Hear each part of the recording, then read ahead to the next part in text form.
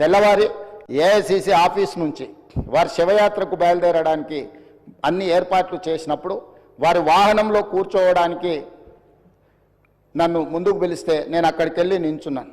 పక్కన ఒక మహిళ నించొని మీరెవరు అని అడిగింది. నేను వారిని ఎవరో సహజంగా అక్కడికి వచ్చిన వారికి నివాళులు అర్పించడానికి వచ్చిన వాళ్ళు ఎవరో అనుకొని చాలా క్యాజువల్గా మాట్లాడాను అధ్యక్ష. కాసేపు అయినాక మాట్లాడితే వారు మన్మోహన్ సింగ్ గారి రెండవ కుమార్తె. అంటే ఎంత సింపుల్గా ఎంత నిరాడంబరంగా వారి రెండవ కుమార్తె అక్కడ నించోవడం అనేది ఆ కుటుంబం యొక్క నిరాడంబరత. అంటే ఒక ప్రధానమంత్రిగా 10 సంవత్సరాలు, ఆర్బీఐ గవర్నర్గా, ఆర్థిక మంత్రిగా వివిధ హోదాలలో ఈ దేశానికి సేవలు అందించిన మన్మోహన్ సింగ్ గారి కుటుంబము అంత నిరాడంబరత ప్రదర్శించి అంత సామాన్యులు అక్కడికి వచ్చిన వారి అభిమానులు వారి శ్రేయోభిలాషుల మధ్యలో నించొని వారి నివాళులు అర్పించే కార్యక్రమంలో పాల్గొన్నారంటే వారు ఒక గొప్ప విలువలతో వాళ్ళ పిల్లలని వాళ్ళ కుటుంబాన్ని ముందుకు నడిపించిండు.